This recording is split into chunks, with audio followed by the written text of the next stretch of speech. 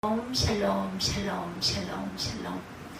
하나님 사랑합니다. 여러분 주 안에서 사랑합니다. 에스겔 30장 1절에서 26절까지 그들이 나를 야훼인 줄 알리라, 이런 제목으로 함께 은혜를 나누도록 하겠습니다. 에스겔 30장 전체 주석을 살펴보도록 합니다.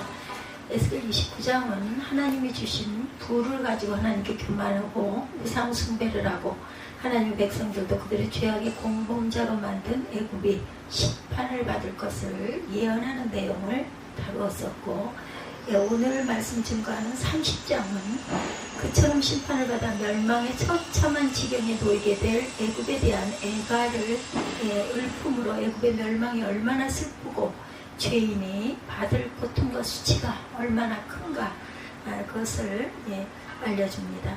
애굽 백성에게 미칠 재앙이에요. 패전에 의한 살육을 당한다. 그 재앙은 크게 세 가지로 요약을 합니다. 첫 번째 재앙은 애굽의 애굽보다 더 강하고 강포한 군대에게 전쟁에서 져서 그 거민들이 살육을 당한다는 거죠. 애굽은 그들의 생명을 주신 하나님께 교만해서 그 생명을 가지고 우상을 섬기는 일에 사용했기 때문에 그들의 생명을 빼앗기고 말았다. 포악한 왕의 치리에 대해서 이사야 19장 4절에 내가 애굽인을 잔인한 주인의 손에 붙이리니 포악한 왕이 그들을 다스리리라, 주 만군의 야훼 말씀이니라. 사방에 칼이 있다고 에레미야 46장 14절에 증거합니다. 너희는 애굽에 선포하며 믹돌과 높과 디바네스에 선포하여 말하기를 너희는 굳건히 서서 준비하라, 내 사방에 칼에 삼키었느니라. 이렇게 말씀하죠. 내 사방이 칼에 삼켰느니라. 나라의 부를 빼앗겼어요. 애굽의 부는 하나님께로부터 주어진 것이죠. 하나님은 온 세상을 창조하셨고 그 가운데 태양과 물과 공기를 주셨어요. 그리고 때를 따라 필요한 것들을 공급하시죠. 따라서 비옥한 땅을 가지고 그 땅을 통해 애굽이 부를 획득하였으므로 애굽의 부는 하나님이 주신 것이다. 그러나 애굽 사람들은 그것을 주신 분께 감사하지 않고 우상에게 감사했고 자신들의 힘으로 획득했다고 교만하고 그것으로 육신의 향락을 추구하는 데 사용합니다. 그러므로 하나님은 그것을 거두어 가시기로 작정을 하셨어요. 느부갓네살의 노략이에요. 에스겔 29장 19절에 보면 그러므로 주 야훼께서 이같이 말씀하셨느니라, 내가 애굽 땅을 바벨론의 느부갓네살 왕에게 넘기리니 그가 그 무리를 잡아가며 물건을 노략하며 빼앗아 갈 것이라. 이것이 그 군대의 보상이 되리라. 보수를 준 애굽 땅이 에스겔 29장 20절에 그들의 수고는 나를 위하여 함인즉 그 대가로 내고 애굽 땅을 그에게 주었느니라. 애굽을 대가로 주었다라는 거죠. 전국 전 국토가 황폐하게 될 것이다 증거합니다. 하나님께서 주신 자에게 감사하지 않고 받은 것으로 악을 행하는 일에 사용하는 자는 징벌하시되 어떻게 철저하게 징벌하시죠. 그래서 하나님께서 애굽 사람들이 이제까지 받아서 쌓아놓은 재물을 바벨론 군대에게 빼앗기게 했을 뿐만 아니라 그 땅에서 더 이상 풍요가 산출되지 않도록 군대들에게 빼앗기게 할 뿐만 아니라 풍요가 산출되지 않도록 저주하시고 불모의 땅으로 만들어 버리십니다. 나일강의 마름이 이사야 19장 7절에 증거합니다. 나일 가까운 곳 나일 언덕의 초장과 나일강 가까운 곡식밭이 다 말라서 난려가 없어질 것이며, 애굽의 황폐화가 에스겔 32장 15절에 내가 애굽 땅이 황폐하여 사막이 되게 하여 거기에 풍성한 것이 없게 할 것이며 그 가운데 모든 주민을 치리니 내가 야훼인 줄을 그들이 알리라. 애굽의 우상이 받을 재앙입니다. 산상이 회파된다 그러죠. 애굽의 우상들은 살아 역사하는 신은 아니지만 애굽 거민들의 마음속에 거짓되이 살아있어 그들의 악의 길에서 헤어나오지 못하도록 만드는 걸림돌이 되었어요. 그래서 하나님께서 애굽의 신들이 거짓된 것임을 알려주시기 위해서 애굽 신들이 거한다고 하는 신상들을 회파하기로 작정을 하시죠. 하나님께서 죽은 신이 마치 살아있는 것처럼 인간이 손으로 만든 우상의 신상들을 부셔버리죠. 애굽인의 우상들이 떨게 됩니다. 이사야 19장 1절에 애굽에 관한 경고라, 보라, 야훼께서 빠른 구름을 타고 애굽에 임하시니 애굽의 우상들이 그 앞에서 떨겠고 애굽인의 마음이 그 속에서 녹으리라. 우상을 친 돌입니다. 다니엘 2장 35절에 그때 쇠와 진흙과 녹과 은과 금이 다 부서져 여름 타작마당에 겨같이 되어 바람에 불려간 것이 없었고 우상을 친 돌은 태산을 이루어 온 세계에 가득하였다. 성지가 또한 폐허가 되죠. 우상의 산당들을 부시는 것만으로 성숭배를 근절시키지 못해요. 우상 숭배를 근절시키려면 우상의 신상을 모신 우상의 재단과 그 재단을 바치고 있는 신전과 신전을 중심으로 우상 숭배의 중심지 역할을 하는 성지 전체를 폐허화시켜야 되기 때문에 하나님께서는 우상의 신앙과 아울러 그 신앙이 세워져 있는 재단과 재단을 바치고 있는 신전과 신전을 중심으로 우상 숭배에 소굴이 되어 있는 성지 전체를 파괴하기로 작정하시죠. 하나님은 투기하시는 하나님이시라고 그러죠. 출애굽기 20장 5절에 우상을 멸시하시되 이처럼 철저히 멸하셨다. 제단의 베파 에스겔 6장 4절 너희의 제단들이 황폐하고 분향 제단들이 깨뜨려질 것이며 너희가 죽임을 당하여 너희 우상 앞에 엎드러지게 할 것이다. 아웬의 산당이 파괴가 됩니다. 호세아 10장 8절에 이스라엘의 죄곧 아웬의 산당은 파괴되어 가시와 찔레가 그 제단 위에 날 것이니 그때 그들이 산더러 우리를 가리라 할 것이요 작은 산더러 우리 위에 무너지라 하리라 이렇게 말씀하죠. 또한 신전지기가 끊어집니다.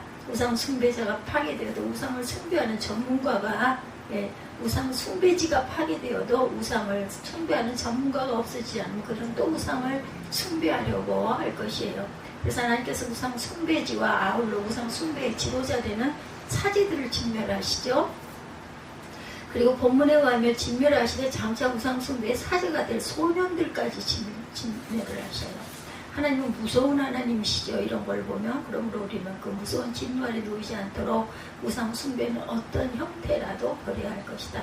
바알 선지자의 죽음입니다. 열왕기상 18장 40절에 엘리야가 그들에게 이르되 바알의 선지자를 잡되 그들 중 하나도 도망하지 못하게 하라 하며 곧 잡은지라 엘리야가 그들을 기손신으로 데려다가 거기서 죽입니다.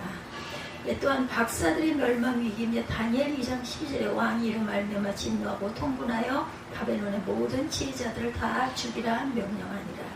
애굽 미칠 재앙에 대해서 말씀하시죠. 국권을 상실한다. 애굽 백성이 죄악을 행함으로 말미암아 내려진 재앙은 애굽 백성들에게만 내려지지 않고 애굽 백성들의 나라에까지 내려지죠. 애굽 나라는 애굽 백성과 하나이기 때문이에요. 애굽 백성의 집합체인 애굽에 내려지는 첫 번째 재앙은 애굽의 국권이 상실되는 것이다. 애굽은 그들의 부안전을 그들의 독점으로부터 획득했지만 그것을 상실함으로 그들의 자랑을 상실한 것이라는 거죠.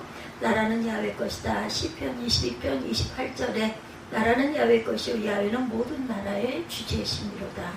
국권을 상실한다고 예레미야 25장 11절에도 모든 땅이 폐허가 되어 놀랄 일이 될 것이며 이 민족들은 70년 동안 바벨론의 왕을 섬기리라. 70년 포로 생활이 있었죠. 백성을 잃어버립니다. 백성이 없는 나라는 나라가 아니죠. 애굽에는 많은 백성이 있어서 노동력과 군사력을 충분히 보유하고 있었는데 부강한 나라일 수도 있었어요. 그러나 심판으로 말미암아 그 백성들이 살육을 당하거나 포로로 끌려가거나 이방 땅으로 도망하여 그 땅에는 거민이 없어져서 애굽은 더 이상 강대한 나라가 되지 못했어요.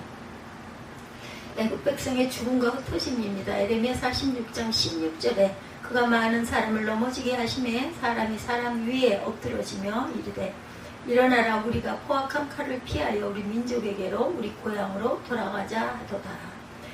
강의 모든 고기가 던져집니다. 에스겔 29장 5절에 너와 너의 강의 모든 고기를 들어 던지리니 내가 지면에 떨어지며 다시는 거두거나 모으지 못할 것은 내가 너를 들짐승과 공중의 새의 먹이로 주었습니다.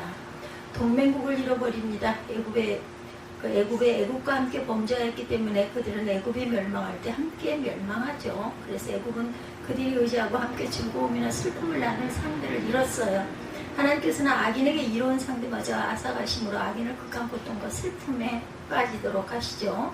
애굽 잡족의 멸망 에레미야 25장 20절입니다. 모든 섞여 사는 민족들과 우수 땅의 모든 왕과 블레셋 사람의 땅 모든 왕과 아스블론과 가사와 에그론과 아스돗의 나머지 사람들과 이렇게 증가합니다.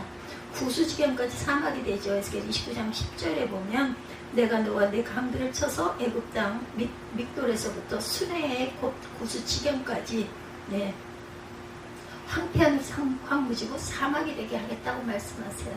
그래서 30장의 내용의 결론은 한 민족의 죄악은 그 주변 민족에까지 퍼져서 그 민족들을 죄 가운데로 몰아넣고 급기야는 온 민족이 하나님의 진노 아래 놓이도록 하죠. 그리고 그 결과는 슬픔과 고통과 비참함입니다. 그러므로 애굽의 역사를 통해 우리는 하나님의 진노를 초래하는 각양 죄악들을 저지르지 않도록 해야 되겠다라는 거죠. 그래서 에스겔 30장의 중심 내용은 애굽과 애굽편 주변에 있는 모든 나라들까지도 다 멸하겠다. 그래서 그들이 나를 야훼인 줄 알게 하겠다라고 말씀하세요.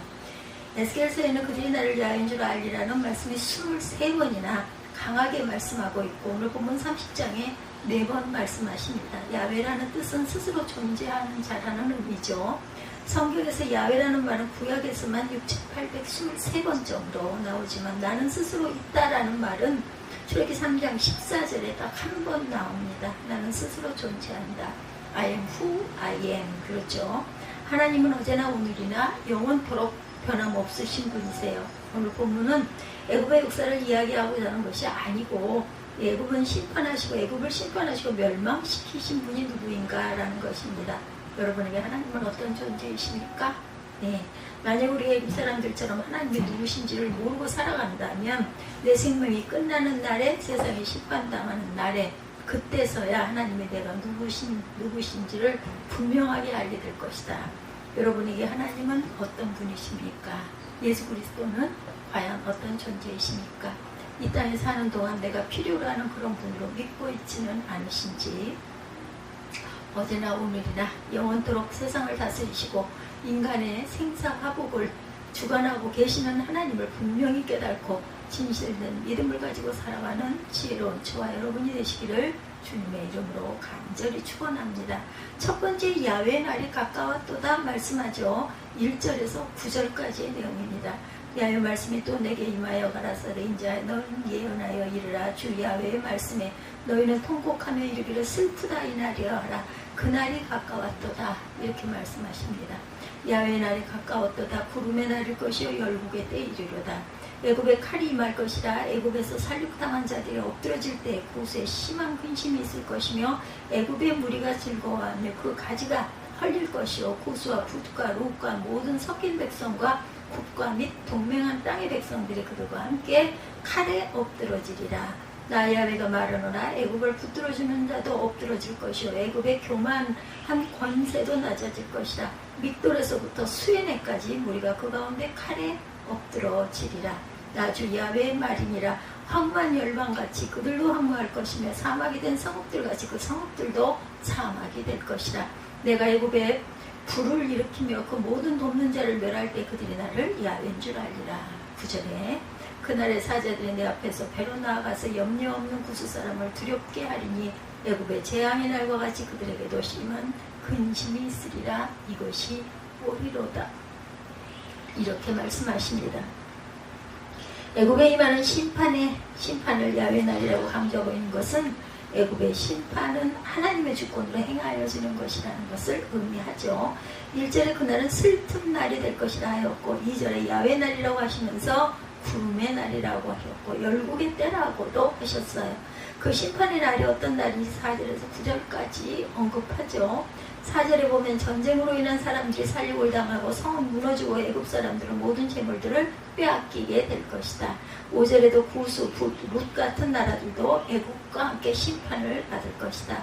구수, 붓, 룻은 애굽을 의지하던 동맹국들인데 이러한 동맹국 나라들까지 하나님은 심판하시겠다라는 것입니다.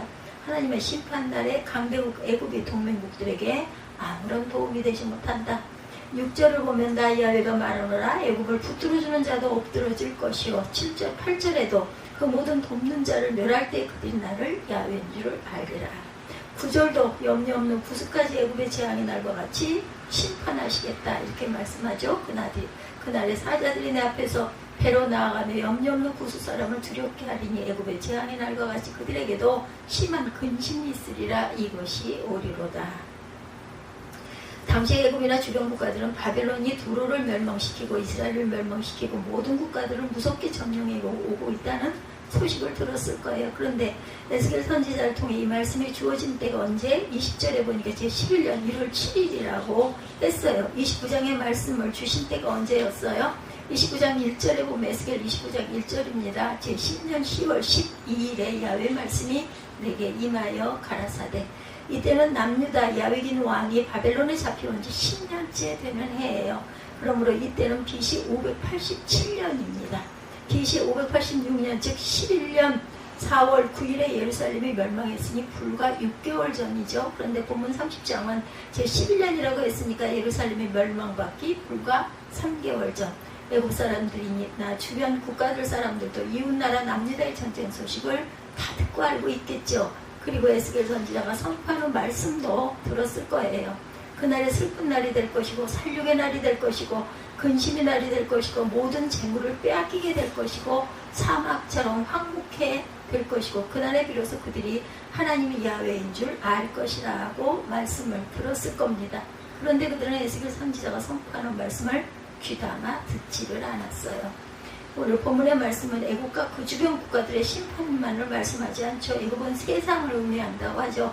그런데 먼 옛날 역사 이야기를 기록해 놓은 게 성경책이 아닌 거죠. 오늘날 세상이 당할 심판을 알고 있는 자들이 과연 얼마나 될까요? 예수를 믿지 않는 자들은 당연히 믿지 않겠지만 교회를 다니고 예수를 믿고 있는 자들조차도 마지막 때 하나님 심판에 대해서 과연 얼마나 믿고 있는지, 진실로 마지막 때에 대한 무죄한 자들이 얼마나 많은지 모릅니다. 이에 그런 말씀을 믿지 않고 있어요. 성경에 분명하게 기록되어 있는데도 무슨 그런 일이 있겠어, 상징이지, 이렇게 얘기들 하죠. 하나님의 사랑이 하나님인데 무슨 소리를 하는 거야? 또 이렇게 말합니다. 하나님의 사랑이 하나님 맞죠? 그러나 하나님의 사랑을 올바로 깨달아야 되겠죠. 자식이 나쁜 짓을 하는데도 그 자식을 혼내지 않고 가만두고 보는 부모, 그건 온전한 사랑이 아닙니다. 노아의 홍수 때 노아의 8식구만 남겨놓고 모든 인간을 죽이신 것이 하나님의 진실된 사랑임을 잊지 마십시다. 애굽에서 이스라엘 백성들을 구원하신 후 광야 40년 생활 후에 여호수아와 갈렙과 20세 이하를 제외한 모든 자들을 광야에서 죽게 하신 하나님이세요. 초림 예수 믿는 것 아주 중요하죠. 그러나 성경은 다시 오실 재림 예수에 대해서 더 많이 기록하고 있다는 것도 우리가 잊지 말아야 되겠다. 성경 66권에 초림은 360권 정도 기록되고 있고 재림 예수에 대해서는 무려 5배나 되는 1560권을 기록합니다. 성경이 무엇을 더 강조해요? 재림 예수를 더 강조한다라는 거죠. 이미 오신 예수님이 아니라 다시 오실 예수님입니다. 재림 예수에 대해서 성경이 더 강하게 강조하고 있는 것은 초림 예수보다 재림 예수에 대해 더 깊은 관심을 가지라고 자꾸 반복해서 말씀하시는 거죠. 우리가 아이들에게 중요한 거 얘기할 때 어떻게 해요? 그 중요한 부분을 열심히 잘 알아들을 수 있게 반복해서 얘기하는 것과 똑같죠. 안타깝게도 그런데 예수를 믿고 있는 자들이 초림 예수에만 머물러 있고 재림 예수에 대해서는, 다시 말해 마지막 때에 대해서는 정말 무죄한 자들이 얼마나 많은지 몰라요. 우리 모두에게 개인적으로 야훼 그날이 찾아옵니다. 그날이 언제일지 우리는 알 수가 없죠. 또한 개인의 날뿐만 아니라 역사적으로 세상의 끝날도 당연히 분명히 오겠죠. 이날 또한 언제일지 개인의 끝날도 있고 세상의 끝날도 있습니다. 그러나 그날을 준비하며 살아가는 자가 하나님 보시기에 지혜로운 자이고 말씀에 무죄한 자가 아닌 거죠. 우리 모두 개인적이든 역사적이든 그날을 준비하고 깨닫고 살아가는 지혜로운 저와 여러분들이 되시기를 주님의 이름으로 간절히 축원합니다. 두 번째, 애국을 심판하실 하나님에 대해서 30장 10절에서 19절까지 증거하죠. 나주 야훼가 말하노라. 내가 또 바벨론 왕 느부갓네살의 손으로 애국 무리들을 끊겠다. 누구의 손으로? 바벨론 왕 느부갓네살의 손으로. 인간의 눈으로 볼 때 남유다를 멸망시키고 애국을 멸망시킨 것은 바벨론 왕 느부갓네살 맞습니다. 그런데 그 느부갓네살 왕을 도구로 사용하신 분은 하나님이시라는 거예요. 오늘 본문에도 그렇게 말씀하죠. 10절에 나주 야훼가 말하노라. 내가 또 바벨론 왕 느부갓네살의 손으로 애국 무리들을 끊으리니 그가 열국 중에 강포한 자기 군대를 거느리고 와서 그 땅을 멸할 때 칼을 빼어 애국을 쳐서 살육당한 자로 땅에 가득하게 하리라. 내가 그 모든 강을 말리우고 그 땅을 악인의 손에 팔겠으며 타국 사람들의 손으로 그 땅과 그 가운데 있는 모든 것을 황무케 하리라. 나 야훼의 말이니라. 나 주 야훼가 말하노라. 내가 그 우상들을 멸하며 신상들을 놋 가운데서 끊으며 애굽 땅에서 왕이 다시 나지 못하게 하고 그 땅에 두려움이 있게 하리라. 내가 바드로스를 황무케 하며 소안에 불을 일으키며 노를 국문하며 내 분노를 애굽의 견고한 성 신에 쏟고 또 노의 무리를 끊을 것이라. 내가 애굽의 불을 일으키리니 신이 심히 근심할 것이며 노는 찢어 나눌 것이며 녹은 날로 대적이 있을 것이며 아웬과 비바셋의 소년들은 칼이 엎드러질 것이며 그 성 거민들은 포로가 될 것이다. 내가 애국 멍에를 꺾으며 그 교만한 권세를 그 가운데서 그치게 할 때에 느헤스에서는 날이 어둡겠고 그 성읍에는 구름이 덮일 것이며 그 딸들은 포로가 될 것이며 이와 같이 내가 애국을 국문하리니 그들이 나를 야훼인 줄 알리라 하라 하셨다 하라 라고 말씀하고 있어요.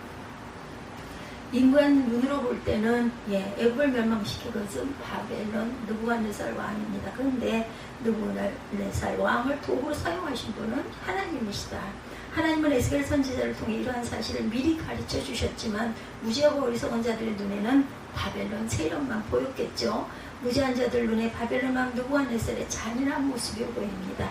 오늘날도 다를 바가 없어요. 영적인 세계를 볼 줄 모르고 육적인 세계만 볼 수밖에 없다는 사실을 우리가 깨달을 때 성경은 이런 자들에게 영적 소경이라 말합니다. 마태복음 23장 26절에 소경된 바리새인아 너는 먼저 안을 깨끗이 하라. 그리하면 겉도 깨끗하리라. 마가복음 8장 23절에도 예수께서 소경의 손을 붙드시고 마을 밖으로 데리고 나가사 눈에 침을 뱉으시며 그에게 안수하시며 무엇이 보이시냐 물으시니 내 눈에 예수의 침뱉음을 받고서라도 영적인 세계를 보는 눈을 가지시기를 주님의 이름으로 축복합니다. 육적인 눈으로 육적인 세계만 바라보고 살아가기 때문에 무지하고 어리석게 살아갈 수밖에 없다. 10절에서 19절까지 영적인 눈으로 말씀을 보시기 바랍니다. 육적인 눈으로 바라보면 바벨론의 세력만 보여요. 그러나 영적인 눈으로 바라보면 하나님이 보일 것입니다. 10절에서 19절까지 내가라는 말씀이 8번 반복됩니다. 내가 누구예요? 여호와 하나님이시죠. 바벨론이 애굽을 멸망시킨 것이 아니라 하나님 자신이 멸망시킬 것이라고 8번 강조하고 또 강조해요.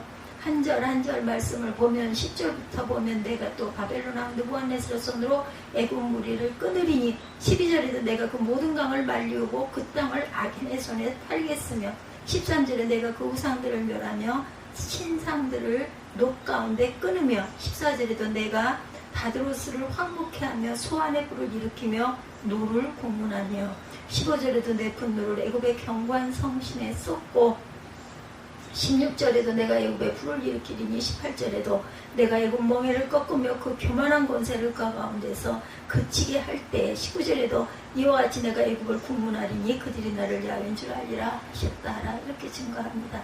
누가 애굽을 초토화시키겠다고 그래요? 왜 애굽을 이렇게 무섭게 심판하세요? 13절에 우상숭배와 18절에 교만. 그래서 우상숭배와 교만입니다. 그래서 28장 말씀을 볼 때도 하나님이 가장 싫어하는 것 2가지가 뭐라고요? 우상숭배와 교만이다 라고 말씀드렸어요. 이스라엘도 이 2가지 죄악 때문에 하나님의 심판을 받죠. 우상숭배를 왜 할까요? 하나님을 만군의 야훼로 보지 않기 때문에 다른 신을 섬기죠. 하나님은 나 외에 다른 신을 섬기지 너 만들지도 말아라 하셨고 우상 숭배자에게는 자손 3, 4대까지 죄값을 갚겠다고 하셨어요. 교만도 왜 인간이 교만해요? 하나님을 두려워하지 않기 때문에 교만해진 것입니다. 내가 하면 되지, 내가 했지 이렇기 때문에 하나님을 두려워하지 않죠.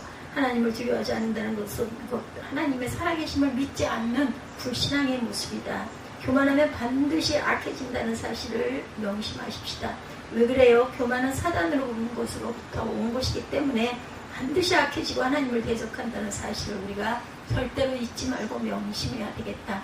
하나님이 교만한 자를 대적하실 때 겸손한 자들에게는 은혜를 주시느니라. 베드로전서 5장 5절이죠. 당시 사람들은 강력한 애굽이 멸망한다는 말을 믿을 수가 없었어요. 이렇게 편하게 잘 살고 있는데 무슨 멸망이 와 이랬겠죠. 하나님은 우상 숭배와 교만한 애굽을 멸망시키기로 작정을 하신 거예요. 오늘날도 이 세상이 불심판을 받아서 완전히 사라질 것을 믿는 자들이 과연 얼마나 있을까요? 여러분들은 믿으십니까? 아멘. 이 아름답고 화려하고 강력한 세상은 하나님의 불심판을 당할 것입니다. 성경이 그렇게 증거하죠. 베드로서 3장 7절과 10절에 보면 이제 하늘과 땅은 그 동일한 말씀으로 불사르기 위하여 간수하신 바 되어 경건치 아니한 사람들의 심판과 멸망의 날까지 보존하여 두신 것입니다. 10절에도 베드로서 3장 10절입니다. 그러나 주의 날이 소족같이 오리니 그날에는 하늘이 큰 소리로 떠나가고 체질이 뜨거운 물에 풀어지고 땅과 그 중에 있는 모든 일이 드러나리로다, 이렇게 말씀합니다. 에스겔 선지자가 하나님의 예언의 말씀을 전하여도 믿지 않았던 것처럼 오늘날도 똑같이 사람들은 이 세상에 멸망할 것을 믿지 않습니다. 예수를 믿고 있는 사람들조차도 성경에 기록된 말씀을 설마 그런 일이 일어나겠어? 그냥 상징이지, 비유지, 이렇게 얘기하시는 분들 많죠. 말씀을 전하는 주의 종들조차도 마지막 때 일을 상징적으로 해석하고 믿지 아니한다라는 것. 계시록 1장 1절에 반드시 속히 될 일이라고 기록되어 있어요. 계시록 1장 1절에 애굽이 반드시 멸망하듯이 마지막 때의 심판도 반드시 있을 것이다. 진실로 예수 그리스도를 믿고 있다면 마지막을 준비하며 살아가는 지혜로운 저와 여러분이 되시기를 주님의 이름으로 축복합니다. 세 번째, 그들이 나를 야훼인 줄 알리라. 20절에서 26절 마지막 절까지죠. 그래서 마지막 26절에 보면은 내가 애굽 사람을 열국 가운데로 흩으며 열방 가운데로 해치리니 그들이 나를 야훼인 줄 알리라. 25절에도 내가 바벨론 왕의 팔을 들어주고 바로의 팔은 떨어뜨릴 것이다. 내가 내 칼을 바벨론 왕의 손에 붙이고 그로 들어 애굽 땅을 치게 하리니 그들이 나를 야훼인 줄 알겠고, 이렇게 야훼인 줄 알겠고 야훼인 줄 알리라. 25, 6절에 두 번 거듭 반복됩니다.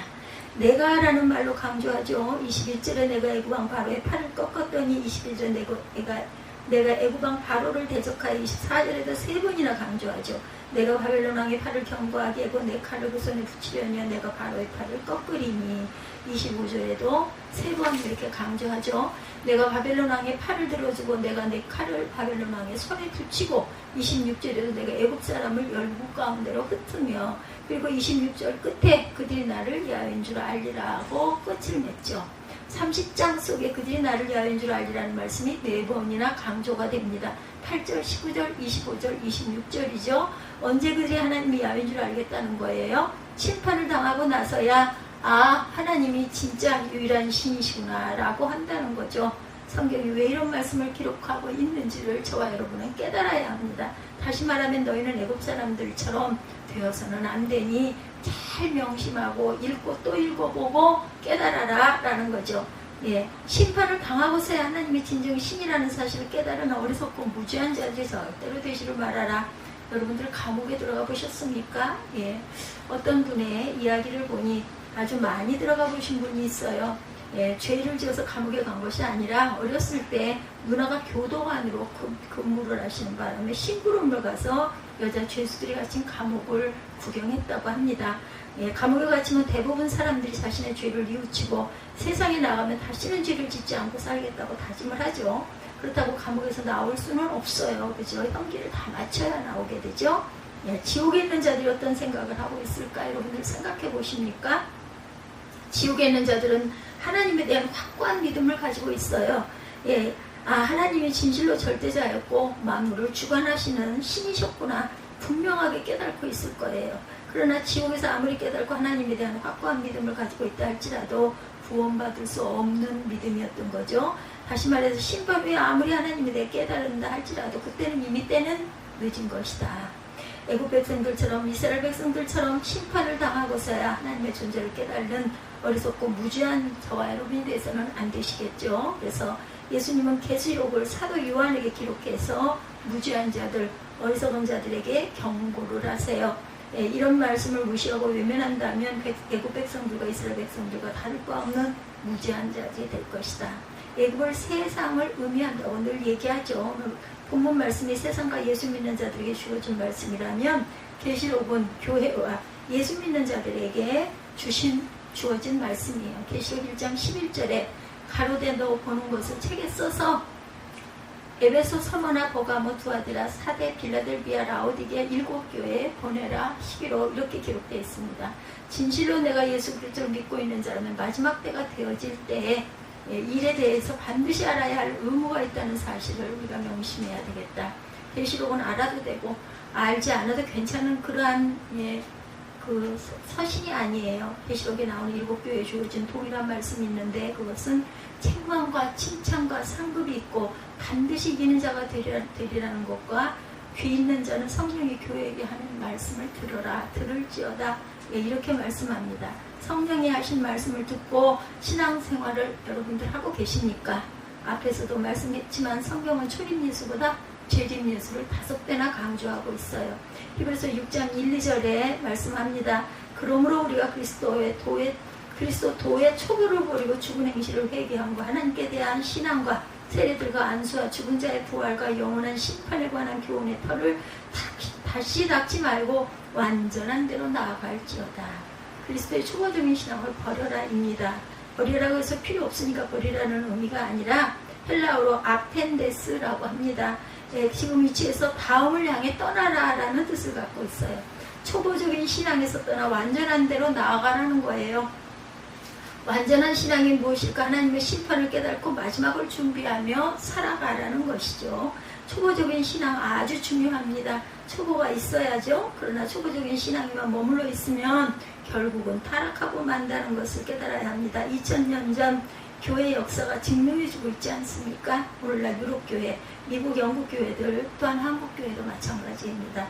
세상의 자연의 법칙이 성장하지 않으면 썩어지게 되어 있어요. 아무리 깨끗한 물도 흘러가지 않으면 썩는다는 거죠. 히브리서 5장 12절에 때가 오래므로 너희가 마땅한 선생이 될 터인데 너희가 다시 하나님의 말씀의 초보가 무엇인지 누구에게 가르침을 받아야 할 것인지 젖이나 먹고 단단한 식물을 못 먹을 자가 되었도다. 이렇게 말씀하죠.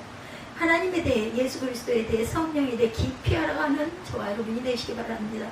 단순하게 예수가 나의 죄를 위해 죽으신 구세주라는 데서 멈추지 말고 더 깊이 다시 오실 그리스도에 대해서 알아가야 할 것입니다. 지옥에서 깨달은 예수님이 아니라 세상 심판의 날에서야 깨달은 예수 그리스도가 아니고 이 땅에 발을 딛고 살아가는 동안 심판주로 오실 그리스도에 대해 알고 준비하고 살아가는 지혜로운 저와 여러분들이 되시기를 주님의 이름으로 축복합니다. 여러분의 하나님의 존재는 과연 어떤 분이십니까? 예수 그리스도는 또한 어떤 존재이십니까? 여러분에게 성령님은 어떤 존재이십니까? 분명한 답을 하실 수 있어야 합니다. 구약에서 하나님은 분명하게 자신의 존재를 보여주셨어요. 신약에서 예수님은 자신의 존재를 분명하게 또한 증거하셨습니다. 성령께서도 자신의 존재를 오늘날 분명하게 보여주고 계셔요.